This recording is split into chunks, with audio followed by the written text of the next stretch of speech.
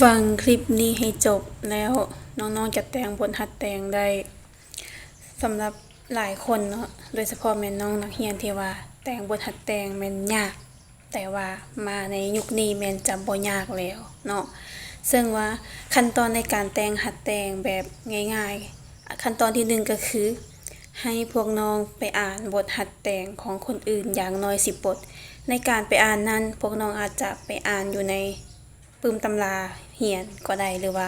จะไปเสิร์ชอ่านอยู่ใน Facebook ก็ได้เนาะเพียงแต่พวกน้องพิมพ์คำว่าบทหัดแต่งมันก็จะออกมาหลายๆนะเพราะว่ามีหลายอาจารย์ที่ว่าเอาหัดแต่งหั้นนะลงเนาะเป็น3 4 50บทพวกนะพวกน้องสามารถเข้าไปอ่านได้เนาะประมาณจาก10บทแล้วพวกน้องสิเข้าใจแล้วบัดนี้ขั้นตอนที่2ก็คือใช้ AI หรือว่า ChatGPT เนาะอย่าฟ้าวด่ากันเนาะบ่ได้ให้ AI หรือว่า ChatGPT หันแต่งให้เนาะแต่ว่าเฮาสามารถใช้ AI ในการตีความหมายของหัวข้อที่เฮาจะแต่งเพราะว่าจะเป็นบทกลคำสุภาษิตหรือว่าคำเว้าแม้นแต่คำศัพท์ถ้าเฮาบ่เข้าใจผู้ความหมายแม่นเฮาสามารถจัดไปถาม AI หรือว่า ChatGPT ได้เนาะเพียงแต่เฮาเขียนคำว่าคำที่ว่าแล้วก็เอาคำเว้าที่ว่าเฮาสิไปแต่งหั้นนะมาใส่แล้วมันก็จะออกมาให้เฮาหลายๆเนาะจะบอกความหมายให้เฮาแล้วเฮาก็เอาความหมายตัวที่เฮาสรุปเฮาก็ไปสรุปที่ AI เพิ่นตีความหมายให้เฮาหั้นนะ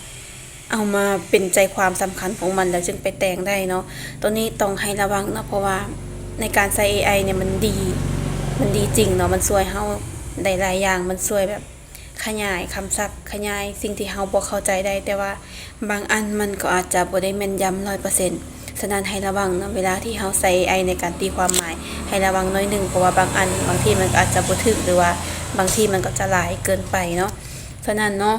ในการที่ว่าเฮาให้ AI บอกความหมายให้เฮาต้องไปสรุปเนื้อหาของมันให้มันตรงกับหัวข้อ หลังจากนั้นเฮาก็ไปสู่ขั้นตอนที่3ก็คือการสร้างโครงร่างเนาะการสร้างโครงร่างให้ตัวเองนี่ตัวนี้มันจะช่วยให้เฮาจัดลำดับความคิดในการเขียนว่าเวลาที่เฮาเขียนเฮาสิเว้าอันใดก่อนและสิเว้าอันใดตามหลังเนาะและบัดนี้มาเข้าสู่ขั้นตอนสุดท้ายก็คือขั้นตอนในการลงมือแต่งตัวจริงเนาะตัวนี้เนาะหลังจากที่ว่าเฮาไปอ่านบทคนอื่นมาแล้วเนาะเฮาใส่ AI ตีความหมายของบทเฮาแล้วและเฮาสร้างโครงร่างแล้วเฮาต้องมาเรียนแต่งตัวจริงให้กับตัวเองเนาะเรียนแต่งหลายๆหัวข้อเนาะแต่หัวข้อนี้เทื่อนึงหัวข้อนั้นเทื่อนึงแล้วเฮาก็มาอ่านคืนหลายๆเทื่อแล้วเฮาก็ไปสังเกตเบิ่งบทคนอื่นที่ผ่านมาน่ะเฮามันจะให้เฮาเข้าใจเนาะแล้วสำหรับผู้ใดที่แบบว่าอยากจะแต่งบทหัดแต่งที่มันเป็นบทความนะตัวนี้แฮงง่ายเนาะเฮาสามารถใช้ AI สวยได้เนาะแต่ว่าบ่แม่นว่าเฮาสิก๊อปของเขามาใส่หมดแต่เฮาต้องมาแล้วก็มาแปลงเนาะมาจัดลำดับให้มันเป็นระเบียบแล้วก็มาตัดทิ่มบ่อนใดที่มันใส่บ่ได้เฮาสามารถตัดออกได้หรือถ้าว่าเฮาอยากได้ข้อมูลที่มันเป็นจริงตัวนี้แม่นเฮาต้องได้เสาะหาข้อมูลเองเนาะคือว่าในยุคนี้เนาะเป็นยุคที่แบบว่าค่อนข้างจะง่ายสบาย AI ช่วยเฮาได้หลายแต่ว่าอย่าให้มันได้ควบคุมเฮาได้ทั้งหมดเพราะว่ามันจะเฮ็ดให้เฮาบ่มีความคิดหยังเลยเนาะและนี่ก็เป็น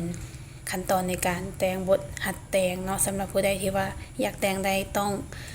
เฮ็ดตาม4ขั้นตอนตัวนี้แล้วมันจะแต่งได้แน่นอน